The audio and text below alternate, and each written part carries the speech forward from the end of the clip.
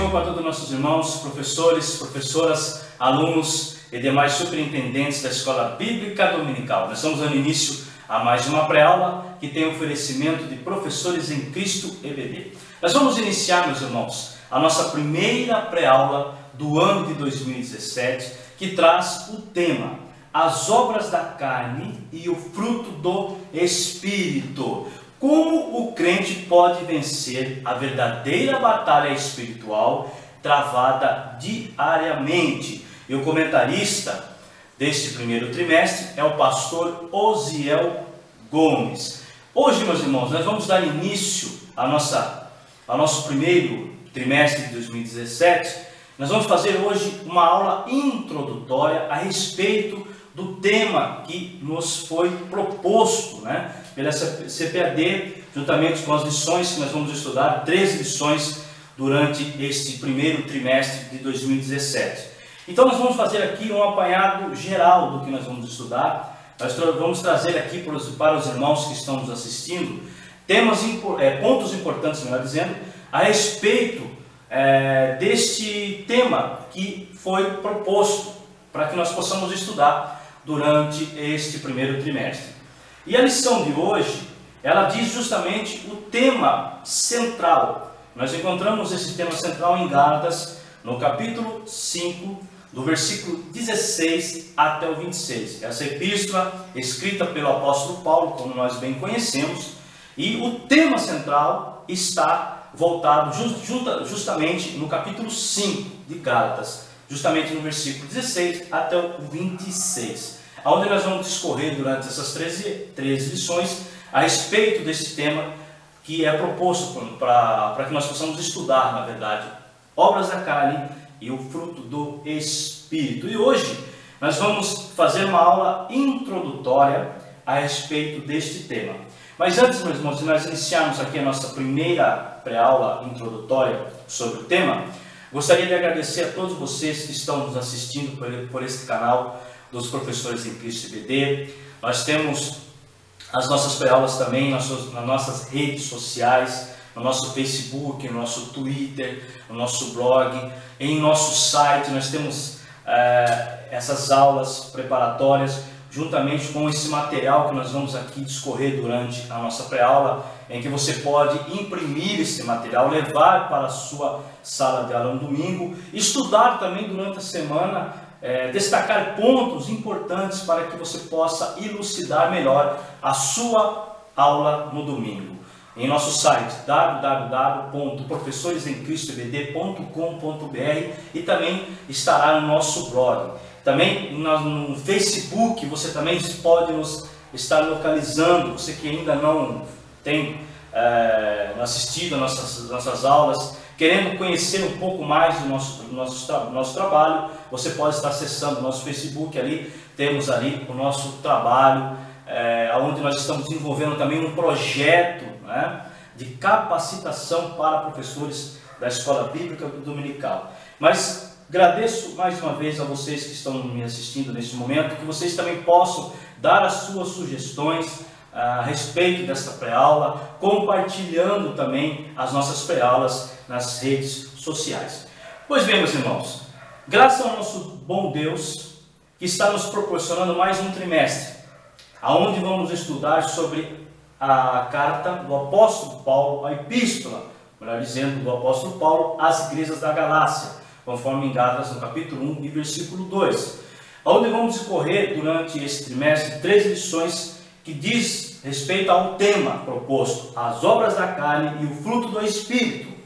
Mas antes de adentrarmos aqui, meus irmãos, sobre esse assunto, nós gostaríamos de destacar pontos relevantes sobre essa epístola. O apóstolo Paulo teve na sua caminhada evangelística, como nós bem conhecemos, diversas oposições contrárias ao seu ensino, quando ele ensinava sobre o Evangelho da Graça, como nós bem conhecemos, e a epístola do apóstolo Paulo diz a respeito disso também. É considerado uma das epístolas mais antigas do Novo Testamento, juntamente com 1º e 2º Coríntios. Então, ele teve muitas oposições, como nós já conhecemos, contrárias aos seus ensinos, e nesta ocasião, como já era de ser normal para ele, Dentro dessa escrita, desta época em que o apóstolo Paulo escreve esta epístola aos Gálatas, ali nós destacamos duas facções religiosas que o perseguiam da época, que eram os legalistas. Nós vamos falar também quem eram esses legalistas, e os libertinos que o perseguiam, diante da sua posição sobre a lei. Ou seja, ensinou sobre a liberdade gentílica, o apóstolo Paulo ensinava sobre a liberdade gentílica, tá bom? E também contra a legislação mosaica. Então, era a discordância entre os ensinos do apóstolo Paulo justamente sobre a lei, que os libertinos e também os legalistas queriam inserir, dentro dos ensinos do apóstolo Paulo sobre a liberdade cristã. Não podemos confundir com libertinagem. Liberdade cristã é uma coisa, libertinagem é outra coisa. Então, após fundar essas igrejas em sua primeira viagem missionária, conforme nós temos em Atos, no capítulo 13, versículo 14, e também em Atos, capítulo 14, que vai do versículo 1 até o 28, ele recebeu, tudo indica que ele recebeu notícias, de que esses grupos estavam deturbando os seus ensinos, que fez com que ele levasse estas questões, como nós bem conhecemos, ao Concílio de Jerusalém, onde nós temos em Atos, no capítulo 15, mais precisamente. Ou seja, dos ataques dos opositores de Paulo sobre o Evangelho da Graça. Aí temos aqui a distinção de legalismo, que eram esses grupos que nós destacamos aqui para os irmãos. Fala de abusos dos propósitos da lei, que significa a crença de que a lei ou diversas provisões da mesma deve ser observada para obter a salvação. Então eles entendiam que esses também eram recém-convertidos também, eles tinham em mente que a lei tinha que estar inserida e que tinha que ser circuncidado, que tinham que obedecer aos ritos cerimoniais. E o apóstolo Paulo vem e refuta tudo isso, que a lei já estava se cumprindo em Jesus Cristo. E dentro da mesma linha de pensamento, que eles tinham que, como eu falei, tinha que ser observar esta lei para que se obtesse a salvação. Então, dentro desta mesma linha de pensamento, entra a legislação mosaica, essa lei cerimonial. E esse nome é dado àquela porção da legislação que trata, melhor dizendo, da externalidade da fé religiosa e não dos princípios morais básicos, como, por exemplo, cerimoniais, festividades religiosas, holocaustos e, de acordo com o ponto de vista cristão, a circuncisão. Então eles tinham em mente que tinha que ser circuncidado para que obtesse a salvação. E o apóstolo Paulo vem e ensina que não há necessidade de ser circuncidado. Nós estamos circuncidados com Cristo, mediante a nossa fé, a nossa justificação, mediante a fé em Jesus Cristo. Os libertinos também, que era esse grupo que estavam na época do apóstolo Paulo, que perseguiam o apóstolo Paulo, que estavam vigiando o apóstolo Paulo de perto. Nós encontramos um relato de libertinos em Atos capítulo 6, versículo 9, que as palavras libertos, que no latim ela significa libertrinos. Indica que essa palavra quer dizer, o que significa esses libertinos? Refere-se aos judeus que anteriormente escravizados a Roma, que conseguiram obter a liberdade. O mais provável é que neste caso aqui, meus irmãos, fossem descendentes dos cativos que Pompeu levava para Roma. E esses judeus, que haviam adquirido a sua liberdade, deixando Roma para voltar a Jerusalém, eram tão numerosos, meus irmãos, que fundaram a sua própria sinagoga. Nós citamos aqui também, como eu falei, que nós não devemos confundir libertinagem com liberdade cristã. Nós citamos dentro da nossa introdução liberdade cristã, aonde o apóstolo Paulo dá total ênfase. O princípio básico dessa liberdade cristã é o fato de que Cristo liberta o crente, não somente da servidão ao pecado, mas também da carga da lei de Moisés, como uma lei moral, como uma diretriz para a vida. Ou seja, se falarmos na lei cerimonial, que não está mais em vigor, que seria a circuncisão, que eles estavam impondo isso, né? Diziam assim para aqueles que estavam convertidos ali a Cristo, né? Gentílicos ali. O apóstolo Paulo veio aí, né? Trouxe a palavra, o apóstolo Paulo veio aí, ensinou vocês, né? Que vocês têm que ser salvos mediante a fé em Jesus Cristo, mas ele realmente não era um dos apóstolos, né? Questionavam isso, né? Que dentro da carta, a epístola, né? Dizendo, no primeiro capítulo ali da epístola, ele fala justamente que ele defende essa autoridade como apóstolo porque ele viu Jesus Cristo, né? Justamente no caminho de Damasco, não teve essa conversão. Então eles começaram a dizer que o apóstolo Paulo não era um verdadeiro apóstolo, que o apóstolo Paulo era, vamos dizer, um homem que estava levando o evangelho, mas que não tinha autoridade para tal, como apostolado. Então diziam que, vamos trazer para os nossos dias, para o nosso entendimento, então ele veio aí e trouxe, mas só que é o seguinte, vocês têm que ser circuncidados, para que vocês possam obter a salvação. Se vocês não serem circuncidados, vocês não vão obter a salvação. Então, houve uma distorção aos ensinos de Paulo. Aí, se você lê em Gálatas, até faço um ponto aqui de reflexão também, e também dando de importância para você que está me assistindo, que você leia a epístola de Gálatas inteira, para você poder entender, porque ele defende de forma contundente o seu apostolado, né? Que ele tinha a condição de ser apóstolo do Senhor Jesus. Então, eles começaram a mexer com os pensamentos daqueles recém-convertidos, né? Daquele povo que estava na região da Galácia. Aí, por isso que nós citamos aqui dessa parte da liberdade cristã. Ou seja, a união espiritual com Cristo faz toda a diferença e é um agente libertador. Nem a circuncisão e nem todo o conjunto de ritos ou de observância de dias especiais foram incorporados na fé cristã. Então não foram incorporados na fé cristã, porque aquele que está em Cristo está liberto, né? Ou seja, é isso que é interessante, que aqueles que andam com Cristo estão libertos, mas que essa liberdade, meus irmãos, não venha deturbar a sua salvação. Nós temos que entender isso, que muitas pessoas, eu estou em Cristo, estou liberto, mas tem que andar nos seus desígnios, como nós vamos falar aqui do fruto do Espírito. Então o apóstolo Paulo dizia bem claramente esta relação. Podemos aqui dizer que a lei estava na carne, e o Espírito, né, está nessa liberdade cristã. Então o crente tem que entender isso, tem que saber separar esses dois pontos, né? E o apóstolo Paulo falava muito disso, ensinava a respeito disso. Aí a Ásia Menor, essa região onde estavam localizadas as igrejas da Galácia. A Galácia era uma região da Ásia Menor. Para localizarmos melhor, vamos diferenciar Ásia de Ásia Menor. Ou seja, a Ásia é um continente que inclui diversos países, que são eles: Rússia, Índia, países do Oriente Médio e países do Extremo Oriente e etc. A Ásia Menor, por sua vez, corresponde a um território, meus irmãos, bem menor que hoje é ocupado pela Turquia.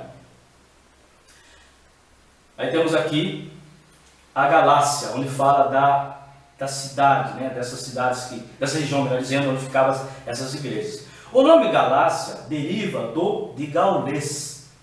Os gauleses eram originários da Galia, que hoje é a França, que dominaram a região do centro-norte da Ásia Menor por volta do ano 300 a.C. Em 189 a.C., esse território foi constituído pelos romanos. E em 25 a.C., Roma estabeleceu ali província, que manteve o nome da Galácia. Contudo, seus limites eram maiores que a região original. Assim, ao norte haviam os gálatas étnicos e ao sul outros grupos que faziam parte desta província. mas que não tinham a mesma origem genealógica gaulesa.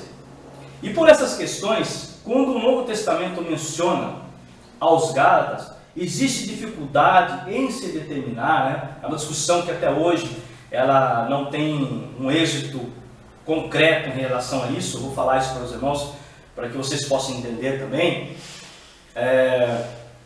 Tem essa dificuldade em se determinar se os autores se referem, na verdade, a todo o povo da província, né? Tanto o sul como o norte, ou apenas de um grupo étnico descendente dos gauleses.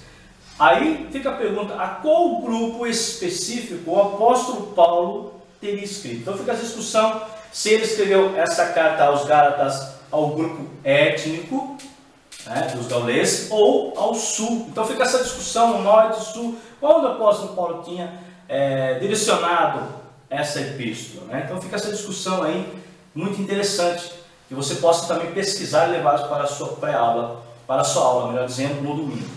As igrejas da Galácia. Enquanto que as epístolas, melhor dizendo, aos coríntios, eram destinados a uma igreja específica, já as cartas dos Gálatas, ela destina-se a várias igrejas, acerca dos quais não temos também muitas informações específicas dessas igrejas.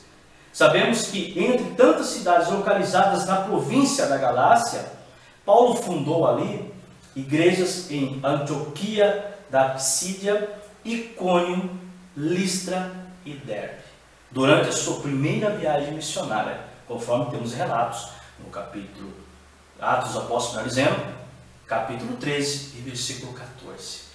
Qual foi o motivo da carta? Nós falamos aqui no início da nossa introdução, mas aqui nós vamos reforçar um pouco mais o nosso entendimento.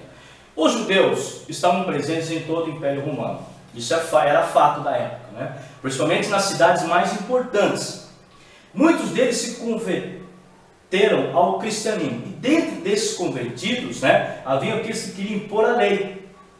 Ou seja, aqueles que se convertiam ao cristianismo queriam impor a lei mosaica sobre os cristãos gentios. É o que este grupo que nós falamos aqui no início tentou fazer com os gentios que estavam recém-convertidos na região da Galácia, nessas igrejas que o apóstolo Paulo tinha fundado em sua primeira viagem missionária.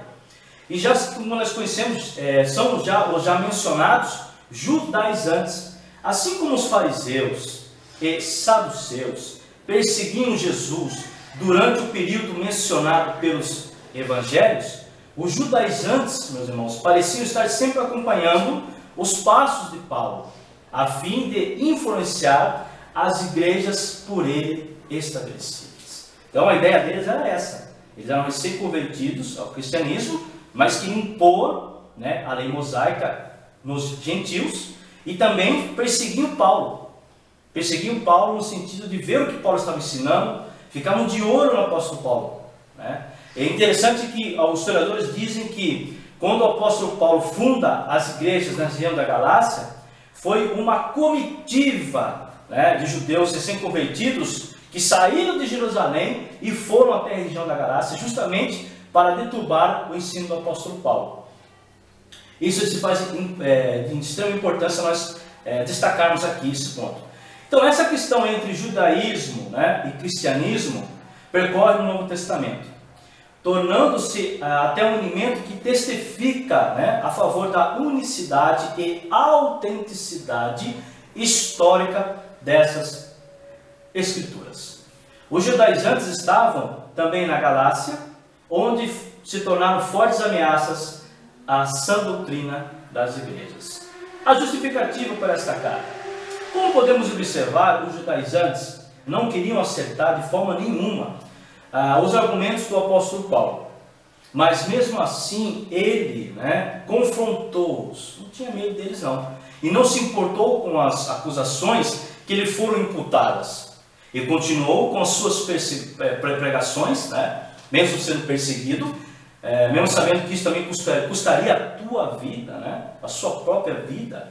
Mas o nosso estudo aqui, meus irmãos, como nós falamos aqui, voltando agora para o nosso tema central deste primeiro trimestre de 2017, quando vamos estudar o capítulo 5, que vai do versículo 16 até o 26, né, que tem como a epígrafe as obras da carne e o fruto do Espírito, que para nós é essencial para uma vida cristã sadia e vitoriosa para o crente. O tema, né, fala disso também, né, que está vivendo em um mundo em que a modernidade já está afetando os seguidores de Cristo, ou seja, estão se esquecendo de que a palavra de Deus não muda e nem há na Bíblia inerrância, como os muitos estão tentando pregar, ou seja, tentando infiltrar doutrinas falsas e disciplinas antibíblicas ao povo de Deus. Vai ter até um estudo a respeito disso dentro desse primeiro trimestre. Nenhum trecho da Bíblia apresenta o mais nítido contraste, meus irmãos, entre o modo de vida do crente cheio do Espírito Santo, né? Nós vamos falar também durante esse trimestre, aquele controlado pela natureza, né? que é controlado pela natureza humana pecaminosa. Paulo não somente examina a diferença, né, geral do modo de vida desses dois tipos de crentes, ao enfatizar que o espírito e a carne estão em conflito, constante conflito entre si. E também inclui uma lista, né, que vamos falar também desta lista para os irmãos, específica tanto das obras da carne como do fruto do Espírito. Aí nós vamos entrar aqui nesta lista que o apóstolo Paulo menciona justamente no capítulo 5 de Gálatas, no versículo 16 até o 26. Obras da carne, né? O que é esta obra da carne? É a natureza pecaminosa, com seus desejos corruptos, a qual continua no cristão após a sua conversão. Então ele continua com esses desejos, né, pecaminosos após a sua conversão, e sendo seu inimigo mortal. Esta luta constante, essa briga constante, que o apóstolo sempre enfatiza nesta epístola, né? Romanos 8, 6 a 8, você encontra referências a respeito disso, e versículo 13: aqueles que praticam as obras da carne não poderão herdar o reino de Deus. Isso é muito importante, meus irmãos. Então, aqueles que praticam as obras da carne, ele deixa bem específico ali para nós em Gálatas, no capítulo 5, e versículo 21, que não herdarão o reino de Deus. Por isso, essa natureza carnal, pecaminosa que nós temos, meus irmãos, precisa ser resistida e mortificada, ou seja, numa guerra espiritual contínua, batalha travada contínua, que o crente trava, né, no poder do Espírito Santo. Ele consegue travar esta batalha através do Espírito Santo, ele consegue vencer através do poder do Espírito Santo, do Espírito, né? Isso ele consegue fazer, porque sozinho ele não vai conseguir, né? Quais são as obras da carne, né?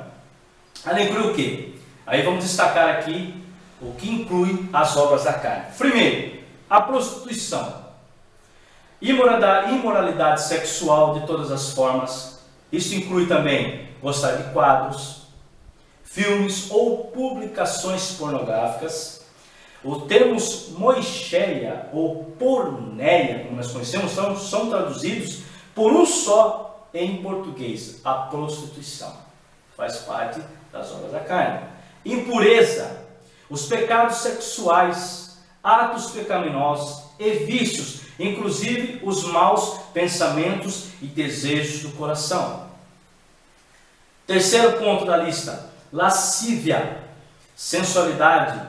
É a pessoa seguir as suas próprias paixões e os maus desejos a ponto de perder a vergonha e a decência. Ponto aqui, meus irmãos. Temos visto isso nas igrejas de uma forma avassaladora, tanto dos irmãos como das irmãs, né? Ele diz bem claramente aqui a sensualidade, né? Pessoas que seguem suas próprias paixões e os maus desejos, né? Do ponto de perder a vergonha e a decência. Temos que tomar cuidado com isso, meus irmãos. A idolatria também, a adoração de espíritos, pessoas ou ídolos, e também a confiança numa pessoa, instituição ou objeto, como se tivesse autoridade igual ou maior que Deus e a sua palavra. Temos que tomar muito cuidado, que pessoas têm idolatrado tantos pregadores, tantos cantores gospel, tantos pastores. Temos que tomar cuidado, temos que respeitar e obedecer, mas não idolatrar esses homens, colocar esses homens acima de uma autoridade de Deus, acima da autoridade da palavra de Deus. Faz parte das obras da carne, temos que tomar cuidado, cuidado, meu irmão, e cuidado, minha irmã também, e cuidado para você que está me assistindo pela primeira vez. Feitiçarias, né? Espiritismo, magia negra, adoração de demônios e uso de drogas e outros materiais na prática da feitiçaria, inimizades, né? Intenções e ações fortemente hostis, antipatia e inimizades extremas. Também esse ponto é muito importante, tem se criado de forma também muito grande isso dentro das igrejas, que até hoje não consegue se sanar, porque essa natureza pecaminosa que o homem carrega, né, tem que ser mortificada, tem que ser exterminada através do Espírito Santo, andar em espírito, né, ter uma vida espiritual, para que nós possamos combater essas situações. Porfias, né, brigas, oposição, luta por superioridade, o que mais temos visto também. Um querendo ser maior que o outro, um querendo ser maior que o outro, né? Lutando pela sua superioridade, se colocando no seu status que ele tem, se colocando superior a outros. Nós sabemos que não é dessa forma que funciona, né? Emulações, ressentimento, inveja amarga do sucesso dos outros, né? Não quer ver o irmão crescer espiritualmente, crescer, se prosperando. Tem inveja do irmão, tem emulações que nós falamos aqui, iras, né? A ira ou fúria explosiva que irrompe através de palavras, ações violentas. Temos também isso, porque nós herdamos a natureza pecaminosa que nós temos, né? Aí temos aqui pelejas, né? A ambição egoísta e a cobiça do poder. Muitas pessoas falam assim: estou passando pela peleja, né? Estou passando por uma peleja muito grande. Peleja é isso aqui, meu irmão. Ambição egoísta, isso é uma peleja. E cobiça do poder. Há uma confusão em relação a isso. Eles não entendem o que é. Peleja é isso aqui. Dissensões, né? Introduzir ensinos cismáticos aqui na congregação, sem qualquer respaldo da palavra de Deus. Vamos falar aqui também das heresias, que está tudo incluído nisso aqui. Toma muito cuidado o pastor que ensina, professor da escola dominical que ensina, líder que está ensinando, que está liderando e está ensinando. Toma cuidado com isso. Heresias, né? Grupos divididos dentro da congregação, dentro da própria congregação há grupos divididos, formando concílios egoístas que destroem a unidade da igreja, né? Se filtrando com heresias heréticas dentro das nossas igrejas, deturbando o ensino da palavra de Deus. Invejas, antipatia, né? Ressentida contra a outra pessoa que possui algo que não temos e queremos. Aí temos aqui também outro ponto importante, homicídios, né? Matar o próximo por perversidade. A tradução do termo fonos na Bíblia de Almeida está embutida na tradução de Medé. A seguir pode se tratar de práticas conexas, matar o sonho dos irmãos, né? Na verdade, aquele irmão tem um sonho muito bom, ele quer matar. Esses homicídios também, parte do homicídio de tirar a vida de outra pessoa. Mas eu posso estar dizendo nessa parte aqui, dentro do conjunto da igreja, né? Dentro do conjunto universal do corpo de Cristo, né? Temos também bebedices, descontrole. Temos também glutonarias, né? Que é diversões, tem o significado de diversões, festas com comida e bebida de modo extravagante, desenfreado, envolvendo drogas, sexo, coisas semelhantes. As palavras finais de Paulo sobre as obras da carne são severas e enérgicas, né? Que quem se diz crente em Jesus e participa dessas atividades iníquas, exclui-se do reino de Deus e não terá salvação, conforme em Gálatas, no capítulo 5, versículo 21, e também, como nota, 1 Coríntios, capítulo 6, e versículo 9. Agora aqui, o fruto do Espírito, né? Em contraste com as obras da carne, temos um modo de viver íntegro, né, e honesto, que a Bíblia chama o fruto do Espírito.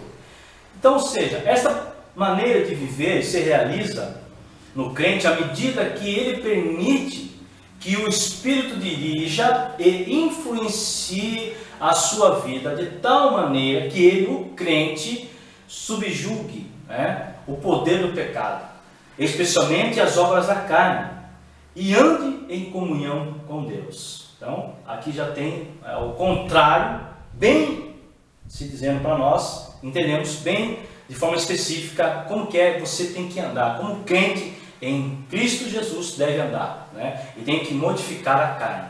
O fruto do Espírito inclui o quê? A caridade, como nós conhecemos como ágape, né? O interesse e a busca do bem maior de outra pessoa, sem nada querer em troca. Gozo, a sensação de alegria baseada no amor, que está incluído, né, na graça, nas bênçãos, nas promessas e nas promessas de Deus. Bênçãos estas que pertencem àqueles que creem em Cristo. A paz, né, a quietude de coração, né, na verdade, a quietude de coração e mente, baseada na convicção de que tudo vai bem entre o crente e seu Pai Celestial. Longanimidade, perseverança, paciência, sentadinho irar-se ou para o desespero, né? O crente tem isso, ele não se irrita facilmente, ele não se ira facilmente, ele se segura, né? Ele tem a longanimidade, benignidade, não querer magoar ninguém, né? Aquele sempre o bem, não provocando a dor ao próximo.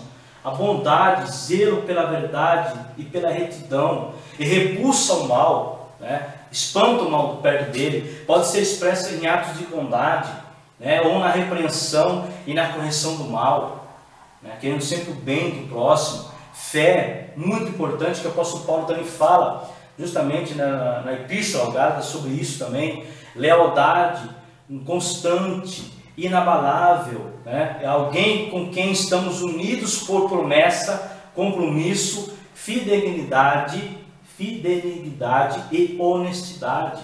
Mansidão, a moderação associada à força e à coragem.